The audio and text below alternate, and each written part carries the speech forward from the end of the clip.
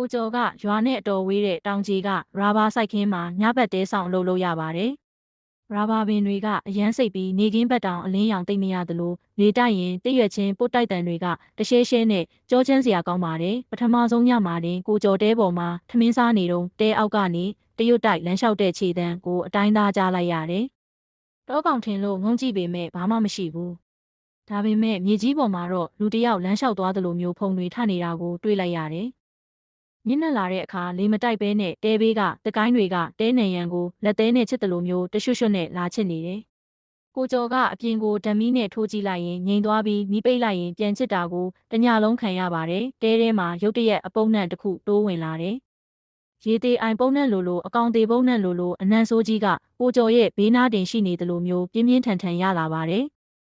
ကိုကျော်ဆောင်ချုံပြီးအိတ်ဖို့ပြင်တော့သူ့ရဲ့ခြေရင်းဘက်မှာတစုံတယောက်လာထိုင်လိုက်တယ်လို့ဖြာကတိတိတတ်တာနှိမ့်ဝင်သွားတယ်။ကိုကျော်ကကြောက်ကြောက်နဲ့ခြေထောက်ကိုဆွဲယူလိုက်ပေမဲ့ဘာမှမမြင်ရပဲအေးစိမ့်နဲ့အထီအတွေ့ကိုပဲခံစားလိုက်ရတယ်။တဲအပြင်ကရာဘာပင်တွေကြားမှာလူတစ်ယောက်မတက်ရက်နေတာကိုကိုကျော်ဓမီနဲ့မြင်လိုက်ရတယ်။ဒါပေမဲ့အဲ့ဒီလူကအယမ်းမြင့်လွန်းနေပြီးတစ်ပင်အမြင့်နဲ့တန်းနေတာပါ။ကိုကျော်မီးပိတ်ပြီးပြန်ဖွင့်လိုက်တဲ့အခါအဲ့ဒီလူကတဲနဲ့ပိုနေတဲ့နေရာကိုရောက်နေပါပြီ။မနက်လင်းလို့ရာဘာဆေးသွားချစ်တဲ့အခါရာဘာပင်တွေကထွက်လာတဲ့အဆေးတွေကအဖြူရောင်မဟုတ်ပဲမျိုးမဲမဲအယောင်တွေထွက်နေတာကိုတွေ့ရတယ်။ကိုကျော်ကဒါဟာတောဆောက်နဲ့သို့မဟုတ်နာနာဘာဝတွေကသူ့ကိုဒီမြေကထွက်သွားဖို့သတိပေးတာလို့ခံစားလာရတယ်။ကိုကျော်ရွာပြန်ပြီးလူကြီးတွေကိုမေးကြည့်တော့အဲ့ဒီနေရာဟာအရင်ကတောအုပ်ကြီးဖြစ်ပြီးမတော်တဆတေဆုံးခဲ့သူတွေရှိခဲ့တယ်လို့သိရပါတယ်။သူတို့ကတောထဲမှာတယောက်တည်းရှိနေရင်ကိုနာမည်ခေါ်ရင်မထူးနဲ့အနောက်ကိုလှည့်မကြည့်နဲ့လို့မှာလိုက်ပါတယ်။နောက်တညမှာကိုကျော်တဲထဲမှာရှိနေတော့သူ့မေရဲ့အတန်နဲ့ကြော်ကြီးလို့ခေါ်တန်ကြားလိုက်ရတယ်။ကိုကျော်ကထူးမလို့ပြင်ပြီးမှလူကြီးတွေစကားကိုသတိရပြီးပါဇက်ကိုပိတ်ထားလိုက်ပါတယ်။အဲ့ဒီအတန်ကတဖြည်းဖြည်းနဲ့ကြောက်စရာကောင်းတဲ့ရေတံကြီးအဖြစ်ပြောင်းသွားပါတယ်။ဝါးရဲရဲ့အပေါက်လေးတွေကြားကနေတစုံတစ်ယောက်ကကိုကျော်ကိုတညလုံးစောင့်ကြည့်နေတယ်လို့ခံစားရတယ်။ကိုကျော်ကအပေါက်ကနေပြန်ကြည့်လိုက်တဲ့အခါဝါးရောင်တန်းနေတဲ့မျက်လုံးကြီးတစ်လုံးကသူ့ကိုကပ်ပြီးစိုက်ကြည့်နေတာကိုတွေ့လိုက်ရပါတယ်။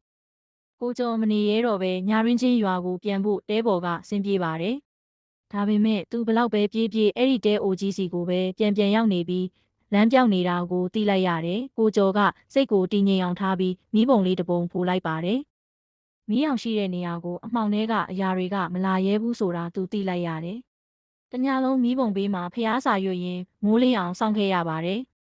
မနက်လင်းတာနဲ့ကိုကျော်ဟာရွာကလူကြီးတွေပြောတဲ့အတိုင်းကြော့ပွဲလေးပြင်ပြီးကျွန်တော်မျိုးစားဝတ်နေရေးအတွက်လာလောက်တာပါစော်ကားလိုစိတ်မရှိပါဘူးလို့တောင်းပန်လိုက်ပါတယ်။အဲ့ဒီနောက်ပိုင်းမှာတော့ထူးဆန်းတဲ့အတန်တွေမြင်ကွင်းတွေပျောက်ကွယ်သွားပါတယ်။ဒါပေမဲ့ကိုကျော်ကတော့ညဘက်ဆိုရင်တဲတကားကိုတေချာပိတ်ပြီးဖျားစာမရုပ်ပဲမအိပ်ရဲတော့ပါဘူး။ကျေးလက်တောတောင်မှာအလုပ်လုပ်ရတဲ့သူတွေအတွက်တောချောက်တာဆိုတာစိတ်ကူးရင်မဟုတ်ပါဘူး။တောထဲမှာတယောက်တည်းရှိနေချိန်ထူးဆန်းတဲ့အတန်ကြားရင်မထူးပါနဲ့